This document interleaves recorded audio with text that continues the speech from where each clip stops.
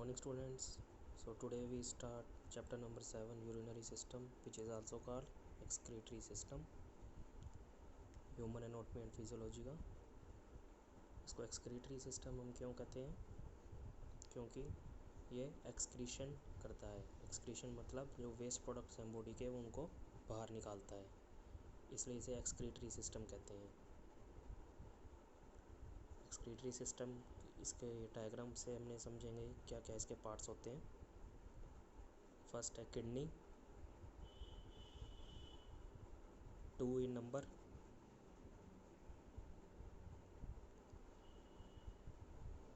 and ureter which is also 2 in number, 1 bladder and 1 urethra। तो left kidney है और right kidney है। Left kidney slightly lower होती है बिकॉज उसके ऊपर हमारे इस साइड में क्या आता है, लीवर आता है, इसलिए वो स्लाइट लोअर होती है। और जो यूरेटर है इसमें ये 2 in नंबर होती है। ईच किडनी से लेफ़्ट और राइट से निकलती है, लेफ़्ट यूरेटर और right ureter. And bladder 1 for storage of urine and urethra 1 for pass out of the urine from our body. Each person has 2 kidneys left and right. They are bean shaped organ. Bean shaped means bean की shape के organ है ये। They are attached at posterior abdominal wall. Posterior means ये back side होते हैं। abdominal wall, abdomen के back side में जो part होता है उसको कहते हैं posterior part, वहाँ पे situated होती है। Right kidney is slightly lower than left. Right kidney जो होती है हमारी वो slightly lower होती है। क्यों? क्योंकि वहाँ पे जो space है वो occupied by the liver होता है, वो लीवर की वजह से थोड़ी सी स्लाइटली लोअर होती है। इसकी सिचुएटेड कहाँ है ये kidneys? Extends from 12th thoracic to lumbar vertebrae. Vertebrae होती है ना, वर्टिब्रल कॉलम में हमारी 32 वर्टिब्रे होती हैं, उसमें 12th thoracic से लेकर 3rd लंबर वर्टिब्रे तक किडनी एक्सटेंड होती है। इसकी लेंथ कितनी होती है किडनी की? About 11 centimetre, wide 6 centimetre and thickness 3 centimetre. Weight of the kidney 150 gram.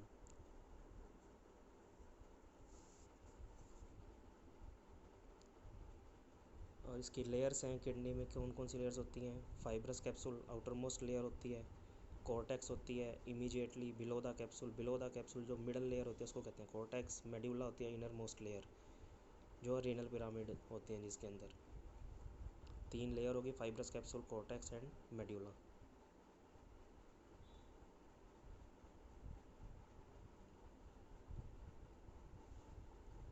Next है किडनी को मेजर हम 2 पार्ट्स में हमने डिवाइड किया हुआ है, renal cortex and renal medulla. Renal cortex में क्या होता है? Contain blood filtering mechanism. जो ब्लड फिल्टरिंग मैकेनिज़्म एक्चुअल में जहाँ पे ब्लड आता है वो फिल्टरिंग मैकेनिज़्म जहाँ पे स्टार्ट होता है उसको कहते हैं रीनल कॉर्टेक्स। और रीनल मेड्यूला में क्या होता है? रीनल पिरामिड्स होते हैं और रीनल ट्यूब्यूल्स होते हैं। जो अदर पार्ट है नेफ्रॉन का वो सारा रीनल पिरामिड और रीनल ट्यूब्यूल कहते हैं उसको, वो मेड्यूला में होता है इनर साइड में। अब इसको डायग्रामेटिकली समझेंगे अपने अभी। तो इसका ये देखिए डायग्राम में क्या दिखा रहा है, ये रीनल कैप्सूल है आउटर, एंड फिर उसके अंदर है रीनल कॉर्टेक्स जहाँ पे ब्लड फिल्टरिंग मैकेनिज़्म है, ग्लोमेरुलस भी कहते हैं जिसको। फिर इनर साइड में क्या है? Renal medulla. रीनल मेड्यूला क्या कंटेन करता है? रीनल पिरामिड और रीनल ट्यूब्यूल्स। जो ट्यूब स्ट्रक्चर है सारी वो रीनल मेड्यूला में है,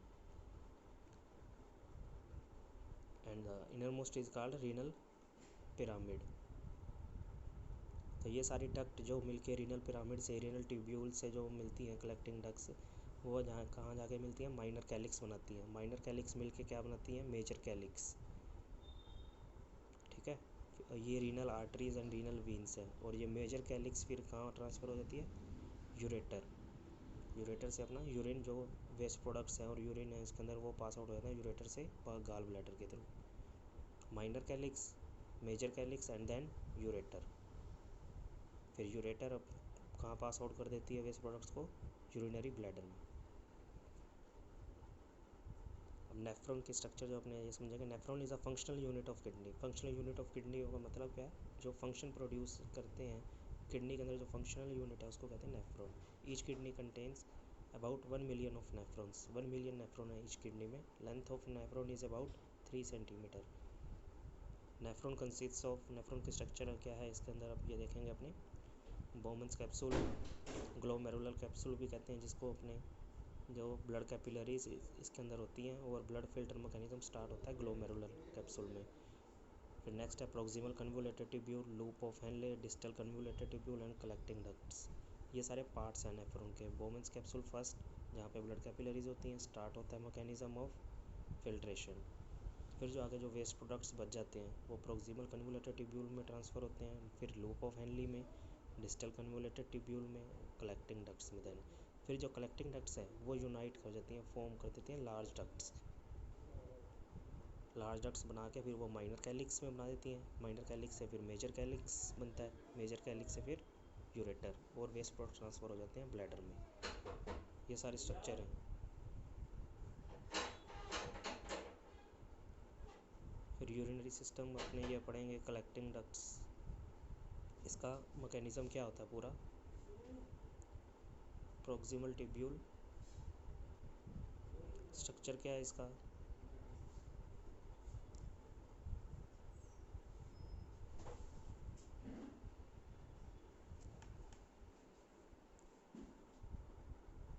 नेफ्रॉन का स्ट्रक्चर पढ़ेंगे हम आगे क्या है इसमें।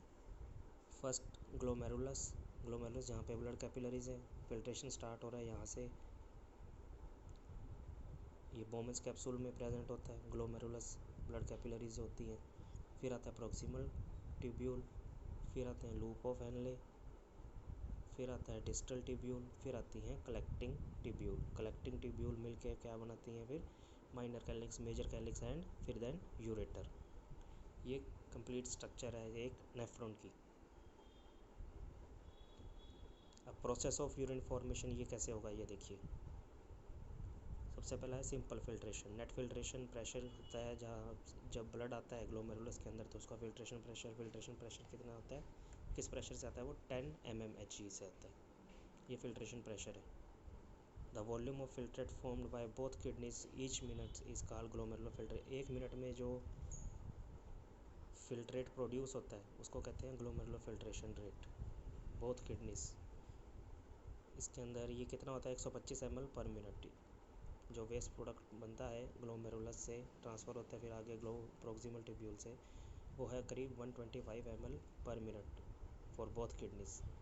इन है 180 litre of the dilute filtrate are formed each day by both the kidneys. और 180 लीटर ऑफ द फिल्ट्रेट जो ग्लोमेरुलस बनाती है वो एक दिन में बनाती है both kidneys. Most of the filtrate is reabsorbed. जो फिल्ट्रेट जो आगे ट्रांसफ़र होता है प्रोक्सिमल ट्यूब्यूल और फिर लूप ऑफ हेनले से, वो उसमें से जो यूज़फुल प्रोडक्ट्स हैं जैसे ग्लूकोज हैं, अमीनो एसिड भी ट्रांसफ़र हो जाते हैं, तो वो रीअब्जॉर्ब्ड होते हैं आगे जाके प्रोक्सिमल ट्यूब्यूल से और लूप ऑफ हेनले से।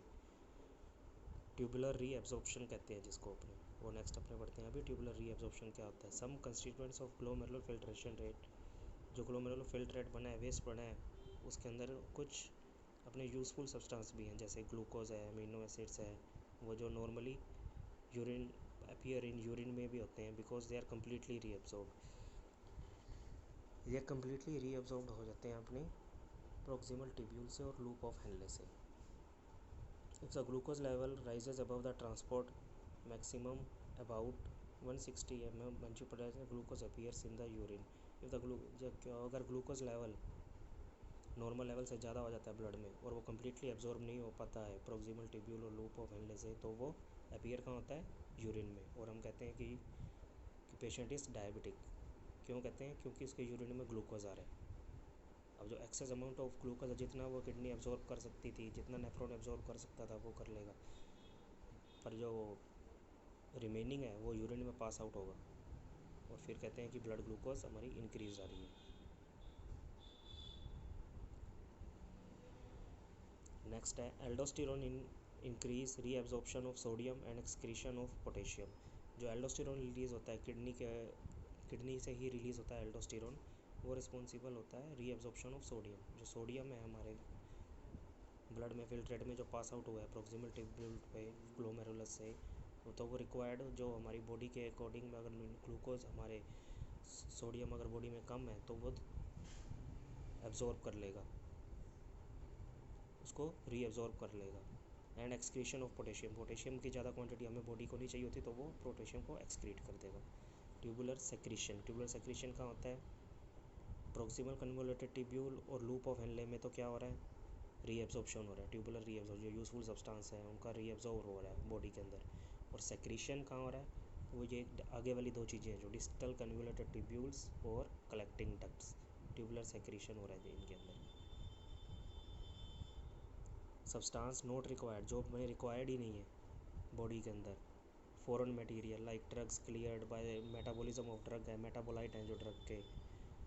Secretion into convoluted tubule and excreted in the urine, वो अपने यूरिन में पास आउट करने हैं जो वेस्ट प्रोडक्ट हैं टोटल अपने बॉडी के, वो डिस्टल कन्वोल्यूटेड ट्यूब्यूल और कलेक्टिंग डक्ट्स में वो फॉरेन मटेरियल है जो वो ट्रांसफ़र करना है अपने और यूरिन के थ्रू पास आउट करना है। Ureters, they are the tubular structure and convey the urine from renal pelvis to urinary bladder. Renal pelvis से जो डक्ट्स निकल रही हैं, किडनी से निकल रही हैं और यूरिनरी ब्लैडर तक जो जा रही हैं उसको कहते हैं अपने यूरेटर। 2 इन नंबर है, ये मैंने डायग्रामेटिकली बताया था आपको, लेफ्ट एंड राइट दो हैं। लेंथ इसकी है 25 से 30 सेंटीमीटर, डायमीटर है 3 मिलीमीटर। और फिर आता है यूरिनरी ब्लैडर। यूरिनरी ब्लैडर कहाँ सिचुएटेड है? पेल्विक कैविटी में, जहाँ पे अपने पेल्विक बोन होती है, जो हिप बोन भी कहते हैं जिसको अपने, वहाँ पे सिचुएटेड है। 1 इन नंबर है। क्या करता है urinary bladder? Store urine. When urinary bladder is distensible contain 300 to 400 ml of urine. 300 और 4 ml ऑफ यूरिन होगा इसके अंदर, तो ये एक सिग्नल ट्रांसफ़र करेगा अपने ऑटोनोमिक नर्वस सिस्टम को for the desire to urinate, मतलब यूरिनेशन का टाइम आ गया है, is initiated. Total capacity is rarely more than 600 ml पर। मिक्टूरेशन इसको कहते हैं अपने, when urinary bladder accumulated urine 300 to 400 ml, 300 to 400 ml urine accumulate कर देता है तो ऑटोनोमिक नर्वस सिस्टम को एक सिग्नल जाता है और तो फिर ब्लैडर वाल सेंसिटिव हो जाती है टू स्ट्रेच एंड स्टिमुलेटेड और हम यूरिन पास आउट कर देते हैं। इसी प्रोसेस को कहते हैं मिक्टूरेशन। तो ये चैप्टर है हमारा यूरिनरी ब्लैडर कंप्लीट हो गया। नेक्स्ट चैप्टर अब नेक्स्ट क्लास में करेंगे। Thank you.